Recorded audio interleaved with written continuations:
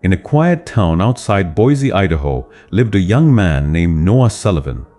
Noah was 28, kind-hearted, calm, and always the person people came to when they needed help. At work, he was dependable. At home, he was respectful. To others, he seemed like he had everything under control. But on the inside, Noah felt invisible, not to others, but to himself. Every morning he woke up with the same thought: what am I even doing with my life? Nothing felt exciting anymore. Nothing felt meaningful. Days blended into each other like pages in a book he never wanted to read. His job paid the bills but drained his spirit. His friends were busy with their own lives. And every night, Noah sat alone in his small apartment, feeling like a shadow of who he used to be. What scared him most wasn't the sadness, it was the numbness. Because when life stops hurting, it also stops inspiring. One evening, after a long shift at the hardware store, Noah decided to drive to the river trail on the outskirts of town. It was the only place that felt peaceful. The sound of water comforted him in ways people never could. As he sat on a wooden bench staring at the slow-moving river, he whispered, "I feel stuck. I feel lost.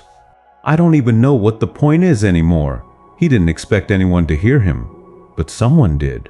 A few feet away, an elderly man was fishing quietly at the river's edge.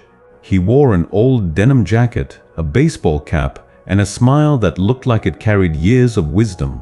He turned his head and said gently, "You look like you're carrying something heavy, son." Noah looked up, startled. Yeah, something like that." The old man motioned to the empty seat beside him. "Come sit, you look like you could use a little company." Something about the man felt warm, safe. So Noah sat. The man introduced himself as Walter Hayes, a retired high school teacher who still came to this river every week to fish, think, and breathe. He didn't pry into Noah's problems. He didn't pressure him to talk. For a few minutes, they just sat in silence, listening to the water. Then, as if he had read Noah's heart, Walter said, "You know, life has this way of convincing us we're lost even when we're exactly where we need to be." Noah froze. "How did you know that's how I feel?" Walter chuckled. "Son, I've lived a long time. I've seen tired eyes, restless hearts, and 1,000 people running in circles trying to find meaning. I recognize that look anywhere." Noah swallowed hard. "It feels pointless," he admitted. "I'm doing everything I'm supposed to do, but I don't feel anything anymore." Walter nodded slowly. "That's because you're not living. You're surviving, and there's a big difference." Walter stood up and motioned for Noah to follow him along a narrow path by the river. About 10 minutes later, they reached an old wooden shed. Inside was a dusty metal pail with small cracks around the sides. Walter handed the pail to Noah and said, "I want you to do something for me tomorrow. Come back here, fill this bucket with water, and carry it to the big oak tree near the trail. Pour the water there.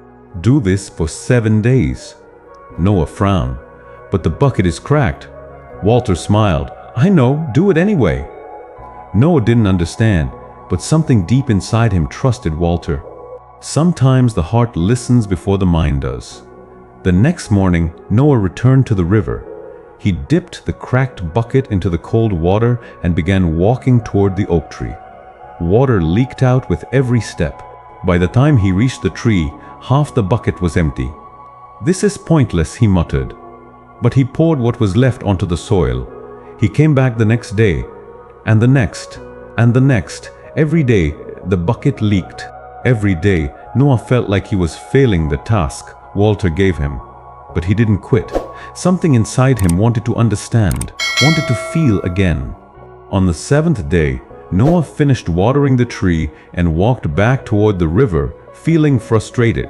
Walter was waiting for him. Noah held up the cracked bucket. "I don't get it." "I did what you asked, but most of the water leaked out every day. I barely watered anything. I failed." Walter didn't respond. He simply pointed to the dirt path Noah had walked all week. Noah turned, and his eyes widened. The path once dry, dusty, and lifeless, was now lined with small green sprouts, tiny flowers, fresh grass, new life. Walter placed a hand on his shoulder and said, "Noah, you didn't fail. You created something beautiful without even knowing it." Noah stared at the path, at the life he had unknowingly nurtured. But the bucket was broken. Walter smiled. "That bucket is all of us. We all have cracks. We all feel imperfect. We all lose things along the way: time, energy, dreams, hope. But that doesn't mean our efforts are wasted," he continued. "You thought your journey wasn't making a difference because you were focused on the destination. But life isn't only about where you end up. It's about what you nourish along the way." Walter looked Noah in the eyes. "Son, meaning isn't found suddenly. It's created slowly, drop by drop, step by step, just like this path." Noah felt something shift inside him. A small spark, the first one he had felt in years. He realized something powerful. He didn't need to have everything figured out. He didn't need to feel perfect to make an impact. His journey mattered. His effort mattered. He mattered. Over the next weeks, Noah found himself returning to the river more and more, not to water the tree, but to breathe, to think, and to feel alive again. He started taking small steps toward things that made him happy. He picked up his old sketchbook. He reconnected with a childhood friend. He helped a neighbor repair their fence. He smiled more. He tried more. He cared more. His life didn't magically change overnight, but he began changing. He realized that meaning isn't something you wait for. It's something you create slowly through small imperfect efforts. Just like the cracked bucket, Walter's words stayed with him. Your flaws don't make you unworthy. They make you human. And sometimes your cracks water someone else's path. If you are listening to this right now, maybe your heart feels like Noah's did. Maybe your days feel repetitive. Maybe you feel stuck, invisible, or unsure of your purpose. But hear this, your story isn't over. Your journey isn't meaningless. And your efforts, no matter how small, are creating life in places you cannot see yet. Just because you don't see the results today doesn't mean you're failing. The seeds you planted are growing silently. You are making more of a difference than you realize, and you are needed more than you know. Keep walking. Keep trying. Keep going. Because one day, you too will look back and see a path full of flowers. If this story touched your heart, don't forget to like, comment, share, and subscribe.